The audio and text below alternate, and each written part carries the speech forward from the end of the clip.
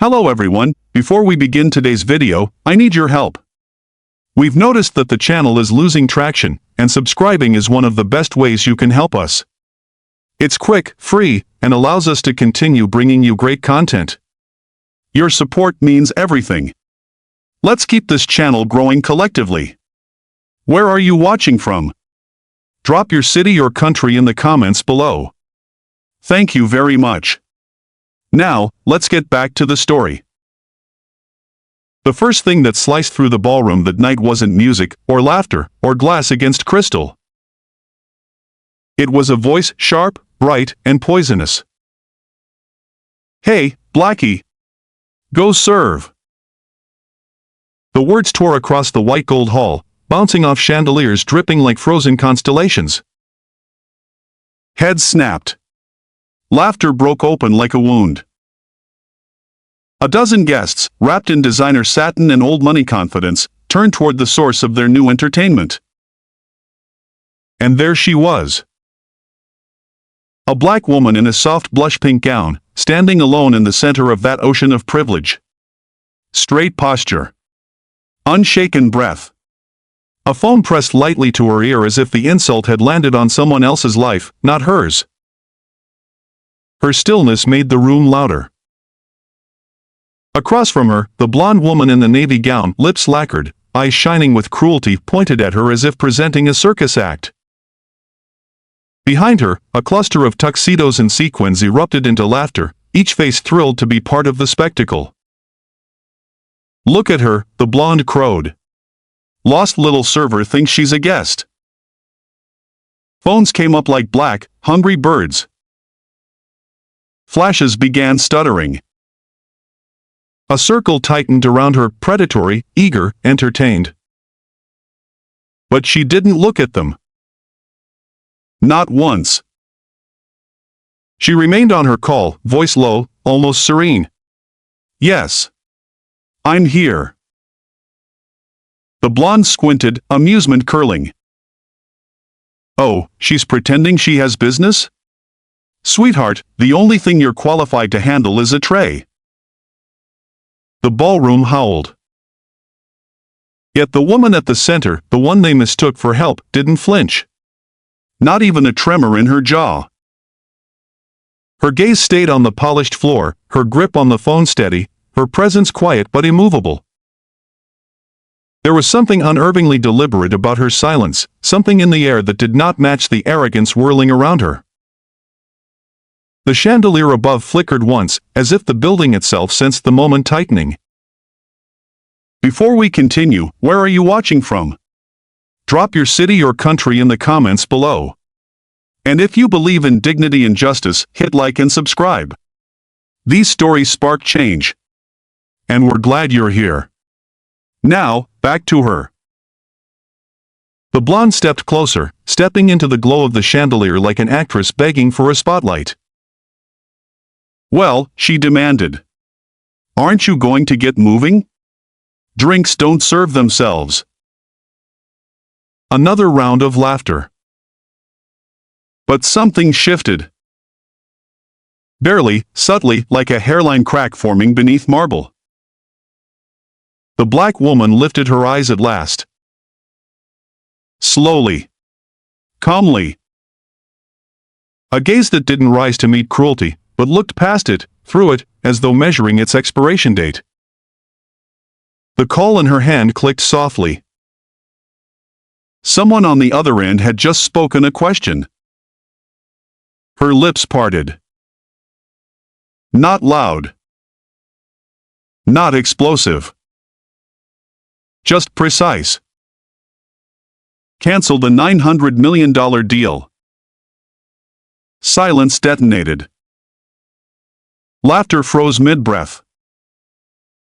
The blonde's smile flickered, confused by the sudden cold in the air. The woman lowered her phone. And for the first time that night, the room saw her. Not as a server.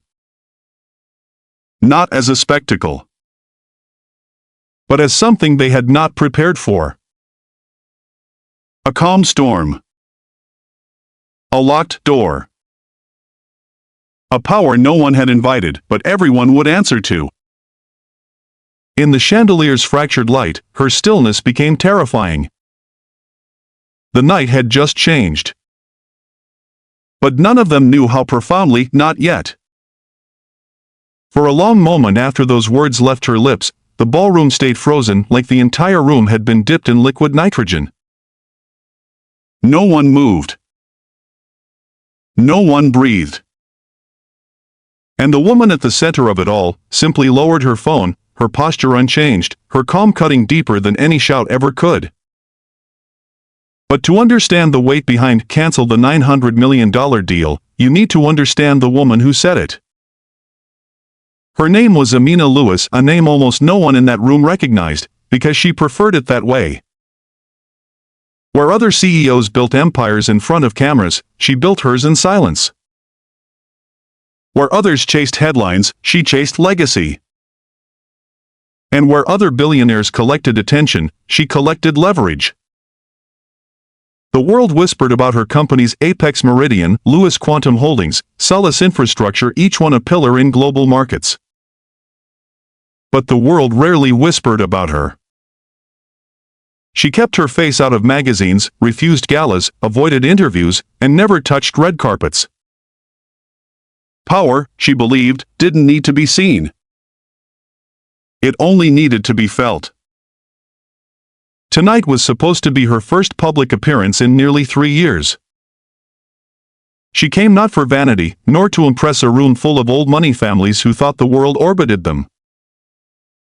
She came for one reason: to finalize a transformative partnership worth $900 million, intended to rescue the very family laughing at her mere minutes ago. A philanthropic initiative. Infrastructure for underserved communities. A project that could lift tens of thousands out of systemic barriers. Everything was ready. Contracts drafted. Signatures pending. The deal was scheduled to be announced that evening under those same chandeliers now shivering with tension. Amina had almost smiled earlier, just a hint, thinking about her grandmother. A woman who scrubbed floors in houses like this one, saving pennies to buy Amina her first textbook. A woman who once told her, "You don't need to raise your voice to raise your value." Amina built an empire on that sentence. She carried it into every boardroom, every negotiation, every quiet war waged with spreadsheets and strategy instead of threats. But the cruel irony of the moment was this: the billionaire family hosting this gala had no idea who she was. They thought she was staff. They thought she was beneath them. They thought humiliation was entertainment. They didn't know she was the single reason their failing dynasty still had oxygen. They didn't know the $900 million deal they needed more than breath was sitting calmly before them, wrapped in a blush-pink gown. They didn't know the woman they mocked controlled the liquidity that held their empire together like fragile glass. And now, the glass had been tapped. Because for Amina, dignity was not negotiable. And partnership without respect was not partnership at all. Across the ballroom, the blonde woman who had led the taunt still stood planted in her triumphant pose, unaware that tectonic plates had shifted beneath her heels. Her friends' laughter, once roaring, now thinned into awkward air. A few glanced at Amina with confusion, then caution, then something closer to fear. Amina inhaled calmly, grounding herself the way she always did before making a decision that echoed far beyond the moment. The humiliation didn't break her. It clarified her. And as the music faltered somewhere near the stage, the room began to understand too slowly, too late, that they had not embarrassed a stranger. They had awakened a force. The next move would not be loud. It would not be emotional. It would not even be personal. It would be consequential. A storm doesn't need thunder to destroy a roof. Sometimes, it only needs silence. And Amina Lewis was done being silent. Across the ballroom, while Amina stood in the fading echo of her own quiet power, the billionaire family responsible for the spectacle remained blissfully unaware that the ground beneath them had begun to give way. The Harringtons. A dynasty older than half the marble in that room. Old money. Old arrogance. Old habits polished into generational tradition. At the center of their shrinking universe sat Vivian Harrington, the blonde woman who had hurled the first insult. To her, cruelty wasn't a slip of the tongue, it was fashion. Something she wore as easily as her navy gown, tailored to perfection and stitched together with entitlement. Vivian had been raised on the belief that the world existed to affirm her. Every tutor, every servant, every guest at every gala she ever attended had bowed to the idea that she was untouchable. Until tonight. Behind her stood her loyal chorus, three friends whose laughter always arrived too quickly, too loudly, eager to mirror Vivian's moods. They didn't laugh because they found her funny. They laughed because they needed proximity to power, even borrowed power. And then there was the patriarch, Richard Harrington, standing near the head table with his hand wrapped around a glass of aged scotch. His shoulders were squared with the confidence of a man who believed he still controlled the narrative. But beneath that posture, cracks had begun to show. He was aging. He was tired. And worst of all, he was losing. His empire, once a titan of real estate and private investment, had been quietly bleeding out for years. Mistimed acquisitions, failed developments, and a string of internal lawsuits had left Harrington Holdings gasping behind closed doors. Only a handful of board members knew the truth. They were liquidity months away from collapse. Richard believed the $900 million partnership with Lewis Meridian Infrastructure was the miracle he needed. A lifeline. Salvation in contract form. He had rehearsed tonight's announcement in the mirror. He had prepared quotes for the press. He had ordered a new gold plaque for the firm's lobby. He had no idea that the woman his daughter mocked was the executor of that salvation. Vivian, meanwhile, danced through life without consequence. She'd never led a company, never signed a paycheck, never faced accountability. Her last business venture had burned through $8 million and ended with her father publicly blaming the market. And she believed herself the superior woman in the room.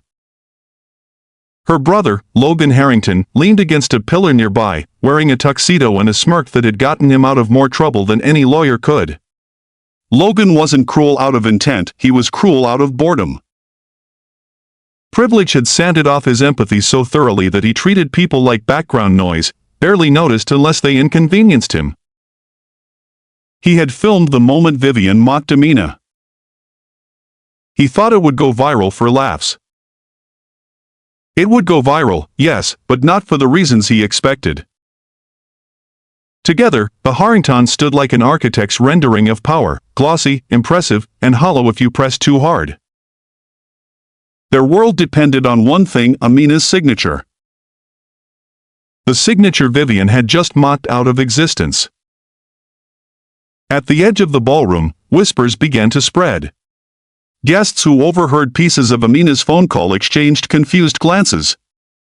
The atmosphere tasted strange now, like someone had opened a window and let in a storm just waiting to break. Amina watched them all with the stillness of a woman who understood the stakes far better than they did. The Harringtons believed they had embarrassed a nobody. But the truth was far sharper. They had ridiculed the only person who could save them. And in that realization, still invisible to them, but growing, spreading, gaining weight, lay the beginning of their downfall. The tension in the ballroom had begun to coil, tight, invisible, waiting. People didn't understand why the air felt different, but they felt it all the same. Something under the chandeliers had shifted into a darker frequency. Amina felt it too, but not with fear. With clarity. Her phone buzzed once more. A soft vibration against her palm, nothing dramatic, nothing theatrical. Yet in a room where even breath had become a trespass, that tiny sound cracked the silence like a match head.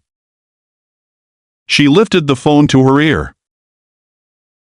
Her voice stayed low, composed. Yes? On the other end, her lead counsel spoke with the crisp professionalism of someone who managed billions before breakfast.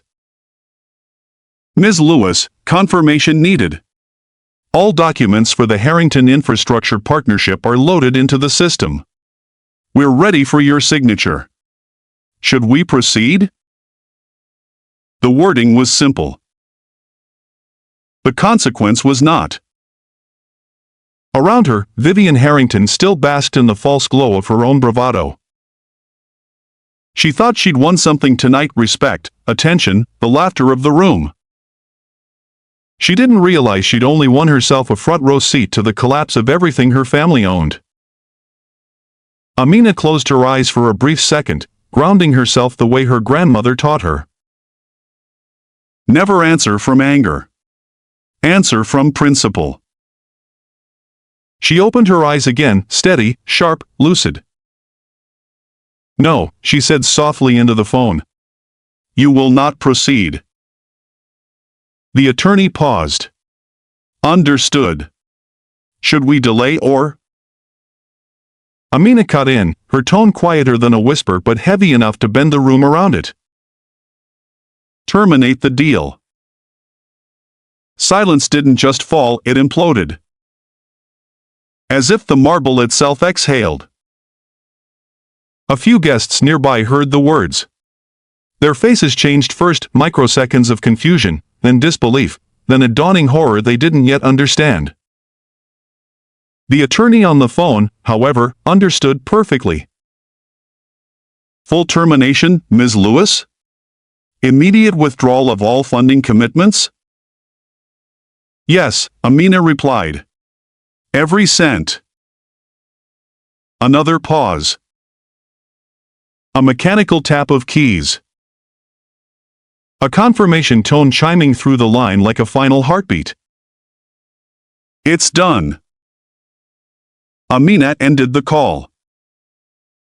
That was the moment Richard Harrington finally sensed something was wrong. He turned toward her, frowning faintly as if pulled by an instinct older than pride. His eyes searched Amina's face, the stillness, the resolve, the unervingly calm posture. For the first time that night, he wondered. Who is she? Vivian, meanwhile, was still smiling, still triumphant, still basking in a spotlight that was already burning her skin. So, she sneered. Is the call over? Did someone need more napkins?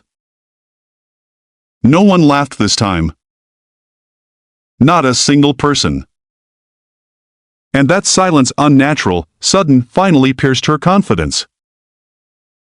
What? She demanded, looking around. Why is everyone acting weird?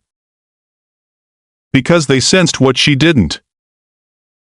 Some people hold power by accident. But others hold power by architecture. Amina stepped forward, not aggressively, not dramatically, but with the composure of a verdict being delivered. Her voice was quiet. Measured. Certain. You just cost your family $900 million. Vivian blinked, confused, then scoffed. What are you talking about? You can't, who even are you two? A guest near her whispered, barely audible. She canceled the deal. Another voice. Oh my God, the Harrington deal, she just killed it. Vivian's smile finally fractured. She turned to her father. Dad, what are they talking about? But Richard was no longer looking at the room. He was staring at Amina, really staring, in the way a man stares at a locked door while knowing his entire life is on the other side. Amina met his gaze with quiet, devastating clarity. "Now," she said, "you may begin to understand the price of disrespect." The ballroom felt smaller. The chandeliers dimmer. And the Harrington family, for the first time in a generation, felt something they had never experienced in their own home. Fear. For a long, breathless moment, the ballroom didn't move.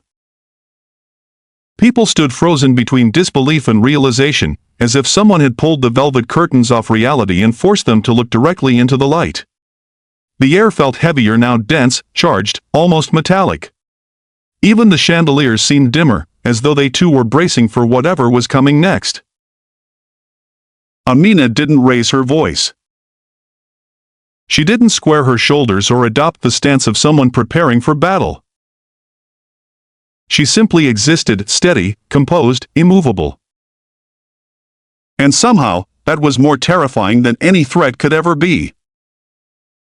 Richard Harrington finally found his voice. It cracked on the way out.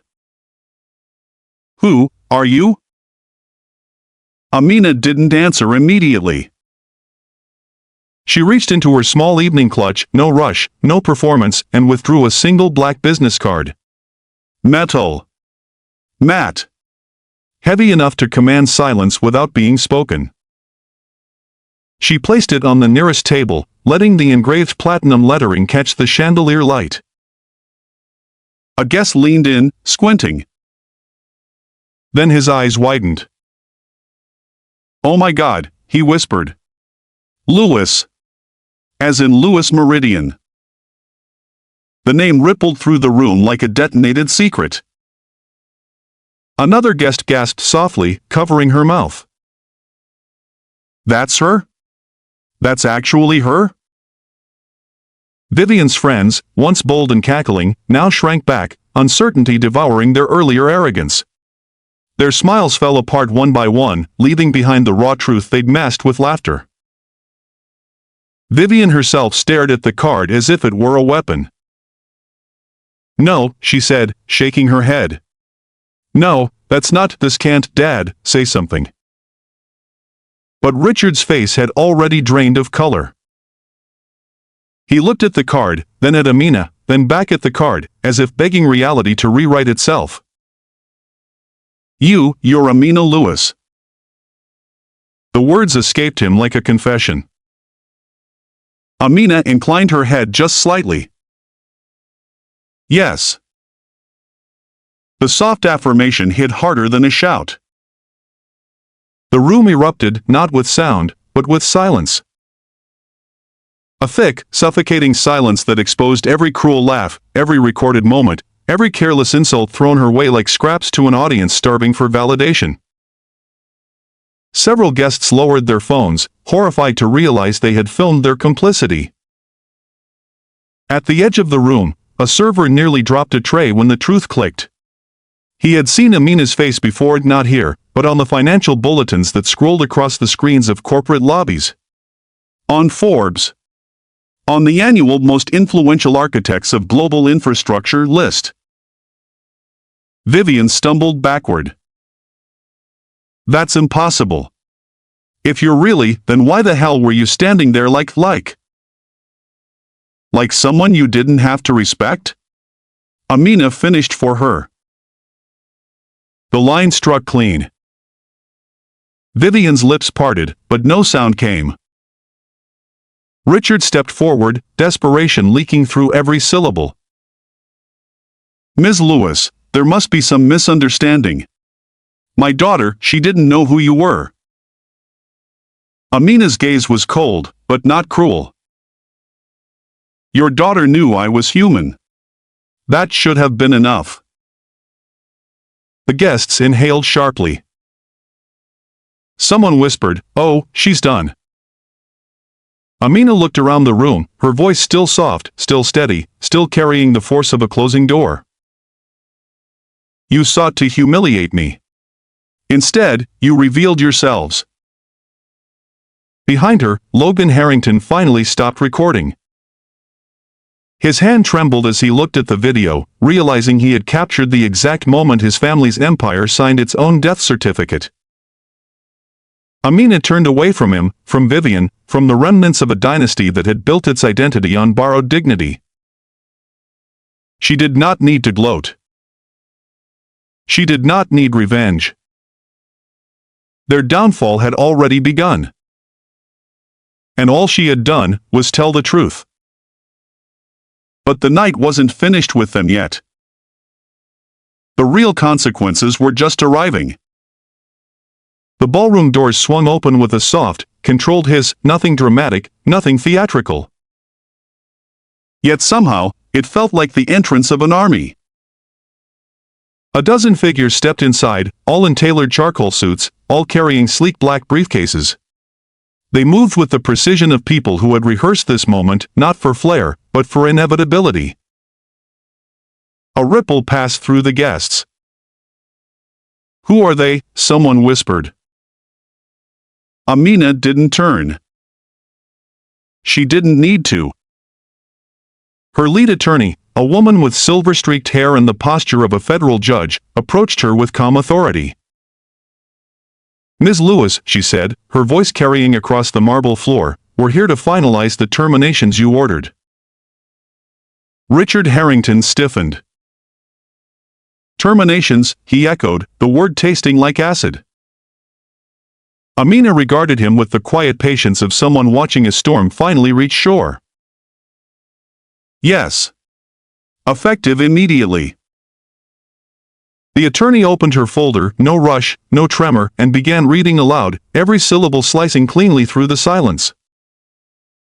"By directive of Lewis Meridian Holdings, the following agreements with Harrington Global Enterprises are hereby terminated for cause." She paused just long enough for the gravity to settle. 1. The $900 million infrastructure partnership. Gasps. 2. All equity commitments tied to the Harrington Restoration Fund. A chair scraped. 3. All supply chain guarantees and municipal contracts under Lewis Meridian oversight. Someone covered their mouth.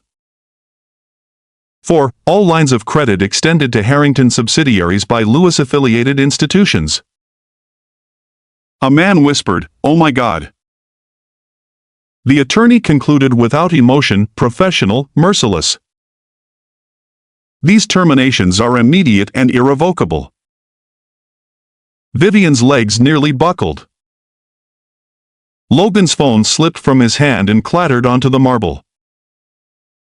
Richard tried to speak, but his voice fractured on impact. You can't do this overnight. We have obligations, we have investors." Amina finally turned toward him. "You had respect," she said quietly. "And you squandered it." He swallowed hard, desperation hollowing his features. "Ms. Lewis, please. Think of the markets. Think of the employees. Think of—" "I am thinking of them," she replied. "That's why I will no longer fund the leadership that endangers them." The attorney nodded once, a silent confirmation. The briefcases snapped shut in unison, an elegant, chilling sound. The kind of sound that ends eras. Amina looked at the Harringtons one last time, not with anger, not with gloating, but with a final, unarguable truth. "Consequences," she said softly, "arrive even when you pretend they won't." And with that, the dynasty began to fall. News doesn't always travel fast. But humiliation? Humiliation moves at the speed of breath. The moment Amina's legal team snapped their briefcases shut, the ballroom erupted into a low, trembling murmur, like a hive realizing the queen it attacked was never prey, but predator. Guests pulled out their phones. Not to record. To check. Notifications exploded across screens in real time. Lewis Meridian terminates $900 million Harrington deal. Sources: collapse of key contracts imminent. Markets react to sudden withdrawal. One man whispered, "This is going to hit the stock exchange before dessert." Another, "Was that the CEO the daughter yelled at? Jesus." At a corner table, a socialite pressed a hand to her chest. "I think we just watched a dynasty die." People weren't laughing anymore. They were calculating. Investors started slipping out through side doors, nervously calling brokers. A few removed their Harrington-branded name tags as if the association alone could stain them. Even the orchestra sensed the shift.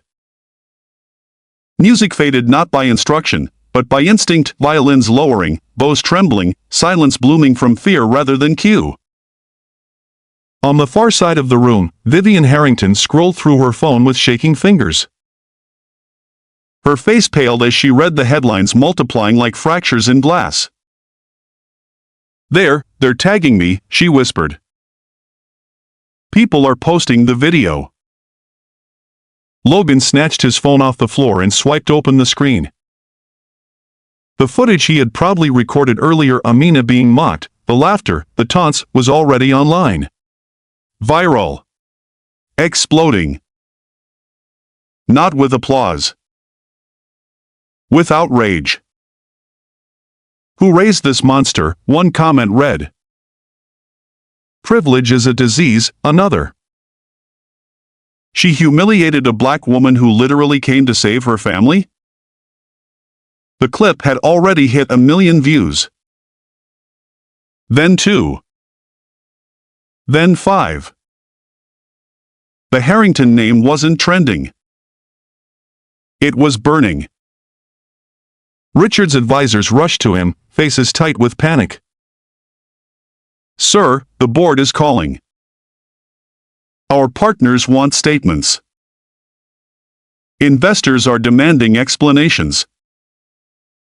Richard lifted a trembling hand, but there was nothing left to halt. Amina stood apart from the chaos, still and silent, watching the ripple effect spread like ink through water. This was never about revenge. This was about truth surfacing in a room that had spent decades burying it under chandeliers and champagne. A server approached her quietly. Eli, the young man who had witnessed everything. His voice was soft, reverent. "Ms. Lewis, the world's already taking your side." Amina didn't smile. She didn't need to. "Truth," she said gently, "needs no allies. It only needs light." Behind her, the Harrington empire continued to unravel thread by thread, undone not by a scandal, but by a moment their arrogance had invited. And the night was far from over. While the Harrington name unraveled inside the ballroom, Amina stepped away from the noise, just a few quiet paces toward the terrace doors. The winter air pressed faintly against the glass, cool and untouched by the chaos behind her. Her attorneys gathered nearby, waiting for instructions. Not orders of vengeance. Orders of direction. Amina exhaled, slow, steady, as though releasing the last thread tying her to the partnership that had just died. "Begin reallocating the funds," she said. The lead attorney nodded. "The full 900 million?" Amina's gaze drifted to the ballroom's reflection, Vivian's shocked silhouette, Richard's sinking posture, Logan's trembling hands clutching a phone full of evidence he created himself. "All of it," Amina said. "It was meant to build infrastructure. It will still build infrastructure, just not under their name." The attorney tapped notes into her tablet. "Where would you like the funds redirected?" Amina finally turned from the glass. "To the communities that were supposed to benefit from this project. To the neighborhoods they ignored. To the people they pretend don't exist." Her voice was soft, but each line landed like law. "Distribute through the Meridian Equity Initiative. prioritize black-owned contractors and young founders, and increase the scholarship fund my grandmother's name." The attorney stilled. "That will triple its impact, Ms. Lewis." Amina nodded once. "Good. Let it." Inside, the gala had shifted from luxury to disaster response. Advisors, board members, investors, they all hovered around the Harringtons like medics unable to stop internal bleeding. But none of that noise reached her. Eli, the young server who had spoken up earlier, approached hesitantly, unsure if he was allowed to interrupt someone capable of rewriting entire markets with a sentence. "Ms. Lewis," he said softly. She turned, her expression warm despite the steel in her posture. "I saw what you did," he whispered. "Most people in this room would not have stood there as calmly as you did. They definitely wouldn't have helped the people who needed it instead of just destroying the ones who hurt them." Amina studied him for a moment. Not his uniform, not his role, just him. "My grandmother didn't raise me to win with cruelty," she said. "She raised me to win with purpose." He swallowed, eyes bright. "Feels like the world needed to see that." "Not the world," Amina corrected gently. "The room." Behind her, screens on the ballroom walls flickered as news networks caught wind of the redirect, headlines updating by the second. Lewis Meridian to fund underserved communities with former Harrington deal. $900 million being reallocated to public good. A move of power and principle. Guests stared, stunned. The contrast was undeniable. The Harringtons had built generations of wealth on exclusion. Amina built legacy through access. And tonight, she had turned humiliation into a blueprint for justice. Without raising her voice. Without striking back. Without letting hate guide her hand. Just purpose. Just clarity. Just dignity redistributed. By the next morning, the city woke to headlines that cracked through breakfast tables and boardrooms like thunder. Harrington Empire in free fall. Markets react to $900 million termination. Lewis Meridian redirects funds to public good. The dynasty that once strutted across philanthropy galas and stockholder meetings now staggered under the weight of its own arrogance. Stocks plummeted. Partners withdrew. Creditors called. Analysts predicted a collapse that could take weeks, maybe days. Inside the Harrington estate, silence replaced opulence. Vivian locked herself in her room, blinds closed against the daylight she once posed in. Logan deleted every social account he had, but screenshots of the humiliation he filmed continued to spread. Richard spent the morning on back-to-back crisis calls, trying to convince boards and investors that his empire had not been fatally wounded. But the truth was already written. They had not been destroyed by a scandal. They had been destroyed by themselves. Across the city, Amina stood in her office, a modern glass sanctuary overlooking skyscrapers she once built, funded, or advised into existence. Papers were stacked neatly on her desk. A warm cup of tea waited beside her. She did not check the headlines. She did not need to. Power didn't come from noise. Power came from knowing the difference between a reaction and a decision. Her assistant stepped in quietly. "Ms. Lewis, community leaders wanted to thank you. The funding you released, it's going to change everything for them." Amina nodded gently. That was the point.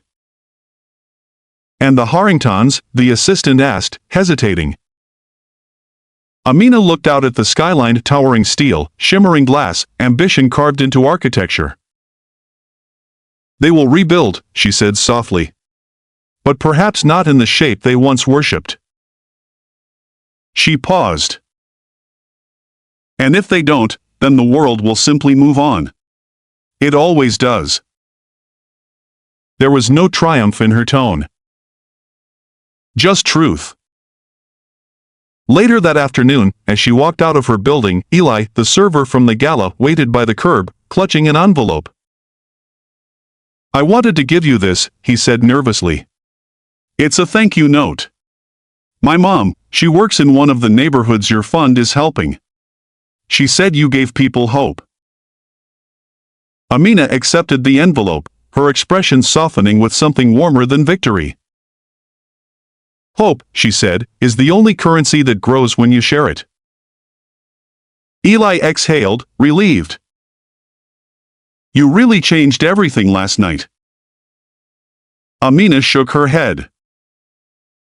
"No. I didn't change everything." She stepped toward her car, pausing just long enough for the winter breeze to catch her words. "I simply reminded them what respect costs and what dignity returns." She entered the car. The door closed. The city continued. And somewhere in the echo of that quiet, decisive night, the world learned this. Power doesn't need applause. It needs integrity. And character, unlike dynasties, never loses value.